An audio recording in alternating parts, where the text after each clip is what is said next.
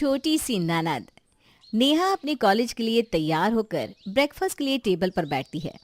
तभी वहां नेहा की भाभी किरण उसके सामने एक ग्लास दूध और ब्रेड लाकर रख देती है।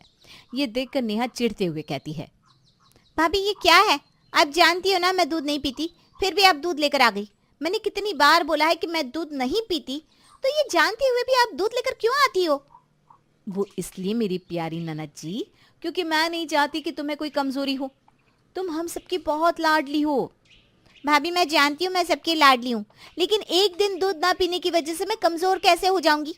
वैसे भी रोज रात को आप मुझे जबरदस्ती हल्दी वाला दूध देती है, और अब ये नहीं प्लीज। नेहा और किरण आपस में बात कर ही रहे थे, तभी नेहा की माँ सुमित्रा वहां आती है और अपनी बेटी को जवाब देते हुए कहती है, नेहा, तो इस घर की सबसे छोटी है बेटा। अगर तुझे कुछ हो गया तो हम सब क्या करेंगे? तू जानती है ना हम सब तुझसे कितना प्यार करते हैं। मैं जानती हूँ माँ कि मैं इस घर में सबसे छोटी हूँ, मुझे सब प्यार करते हैं, लेकिन माँ मुझे थोड़ी सी फ्रीडम चाहिए। सुमित्रा अपनी बेटी से कुछ बोलती उससे पहले किरण अपनी सास का हाथ पकड़कर उसे चुप करवा देती है। वहीं नेहा भी गुस्से में वहां से चली जाती है। ऐसे ही शाम को जब नेहा अपने कॉलेज से वापस घर आती है तो वो आज अपने पापा और भाई को घर पर जल्दी देखकर हैरानी से कहती है, अरे पापा भैया, आप दोनों घर पर, वो भी इतनी जल्दी? आखिर सूरज डूब कहाँ से रहा है जो आप जल्दी दोनों घर आ गए? वो इसलिए मेरी प्यारी बहना, क्योंकि मैंने और पापा ने सोचा है कि आज हम कहीं बाहर चलें। वैसे भी तुझे बाहर जाना पसंद है ना? हाँ बेटा, वरुण बिल्कुल सही बोल रहा है। तुझे भी बाहर फैमिली के साथ गए हुए कितने दिन हो गए, इसलिए मैंने और वरुण ने आज बाहर जाने की सोची है। ये तो बहुत अच्छी बात है। बस मैं आशा करती हूँ कि जब हम बाहर जाएं तो मुझे इस तरह बच्चों की तरह ट्रीट मत करना। मैं अभी रेडी होकर आती हूँ। नेहा वहां से चली जाती है तो वहीं सुमित्रा भी अपनी बेटी के पीछे पीछे उसके कमरे में जाती है और नेहा के अलमारी से एक प्यारी सी पिंक कलर की ड्रेस निकालकर उसे देती है। नेहा देख, तेरे लिए मैंने ये ड्रेस निकाली है। आज पूरी फैमिली बाहर जा रही है और सभी ने सोचा है कि पिंक कलर के कपड़े पहने, तो तू भी पिंक कलर के ही कपड़े पहन लेना। मम्मी ये क्या बच्चे वाली बात कर रही हैं आप? मैं कोई बच्ची थोड़ी ना हूँ जो आप मुझे इस तरह से कपड़े निकाल कर दे रहे हैं। अरे मेरा जो मन करेगा मैं वो पहनूंगी। और ये क्या पिंक कलर की थीम रखी है आपने? हम किसी शादी पार्टी में थोड़ी ना जा रहे हैं जो थीम के हिसाब से चलेंगे। नेहा, बच्चा चाहे कितना ही बड़ा क्यों ना हो जाए, लेकिन वो अपने माँ बाप के आगे बच्चा ही रहता है। इसलिए अब अपनी जबान मत चला और चुपचाप ये ड्रेस पहन ले। देख तो कितनी प्यारी लग रही है। मम्मी बस बहुत हो गया, मेरा जो मन करेगा मैं वही पहनूंगी। प्लीज अब आप जाइए ना। वैसे भी इस घर में सिर्फ 2 ही कमरे हैं, कपड़े बदलने का भी कोई ठिकाना नहीं है। अब जाइए ना, मुझे कपड़े बदलने दीजिए। अरे हाँ भाई, हाँ जा रही हूँ मैं, लेकिन देख वही वाली ड्रेस पहनना। हाँ। सुमित्रा अपनी बेटी नेहा से ड्रेस पहनने को बोल रही थी, तभी वहां किरण आ जाती है। रहने दीजिए ना मम्मी जी, अब नेहा जब इस ड्रेस में कंफर्टेबल नहीं है तो उसे उसकी कंफर्टेबल वाली ड्रेस ही पहनने देते हैं। नेहा, तुम पहनो जो भी तुम्हें पहनना है। और मम्मी जी आप चलिए मेरे साथ बाहर चलिए।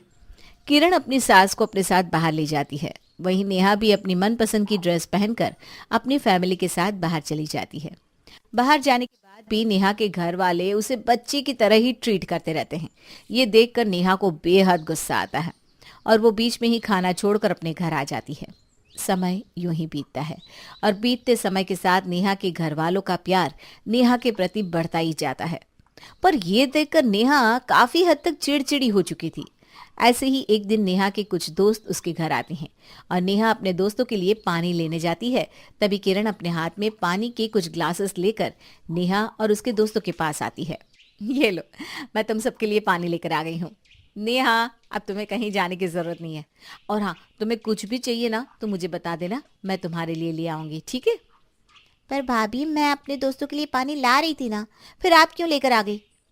अरे तो क्या हो गया नेहा, अगर भाभी पानी ले आई तो? और वैसे भी भाभी का इतना प्यार देखकर साफ जाहिर होता है कि वो तुझसे बेहद प्यार करती है और तुझे अपने बच्चों की तरह उन्होंने रखा भी है। काश भगवान ऐसी भाभी सबको देते। तुम तो बहुत अच्छी बातें करते हो। तुम जैसे दोस्त भी किस्मत वालों को ही मिलते हैं।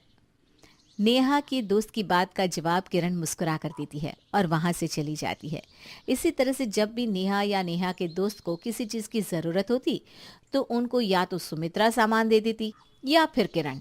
ये देखकर नेहा का गुस्सा 7वें आसमान पर चला जाता है और जब उसकी सहेलियां वापस अपने घर जाती है तो नेहा का गुस्सा फूट पड़ता है।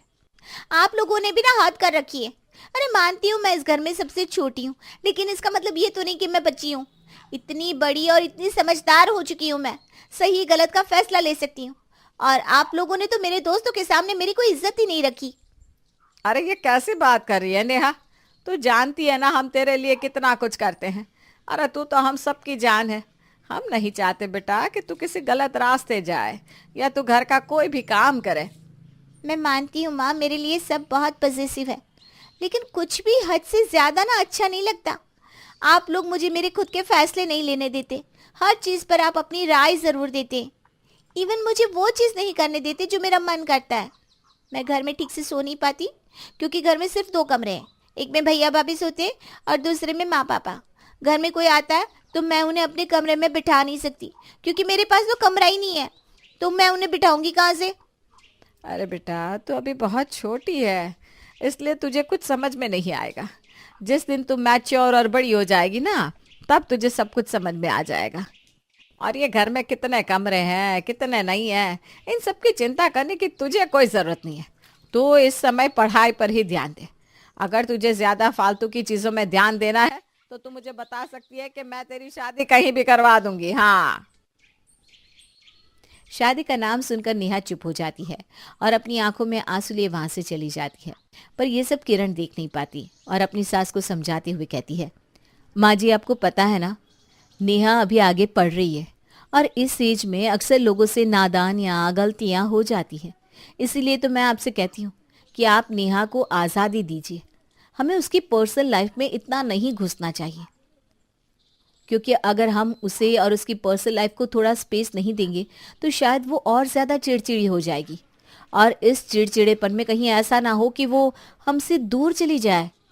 बहू तो बिल्कुल सही कह रही है, लेकिन तू जानती है ना नेहा अभी बच्ची है, उसको हम इस तरह से छोड़ नहीं सकते।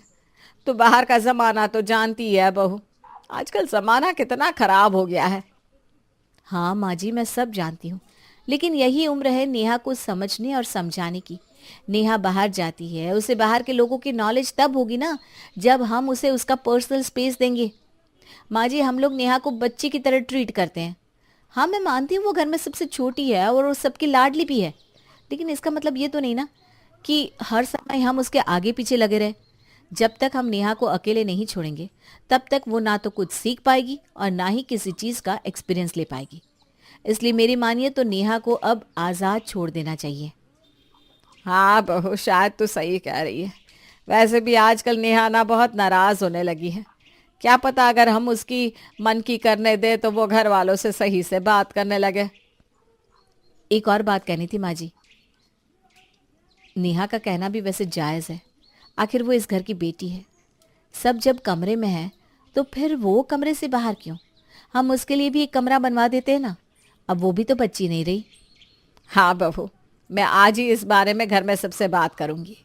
किरण की बात सुनकर सुमित्रा को अब ऐसा ही लगता है कि उसकी बहू सही कह रही है और इसलिए वो किरण की बात मान जाती है, जिसके बाद अब नेहा को कोई कुछ नहीं बोलता। भले ही वो सबकी लाडली थी, लेकिन अब वो भी अपनी लाइफ अपनी मर्जी से जी रही थी। साथ ही उसके भाई ने उसके लिए एक अलग से कमरा भी बनवा दिया था। ये देखकर नेहा के चेहरे पर एक अलग ही चमक आ जाती है और वो एक बार फिर अब सभी के साथ प्यार से मिलजुल कर रहने लगती है।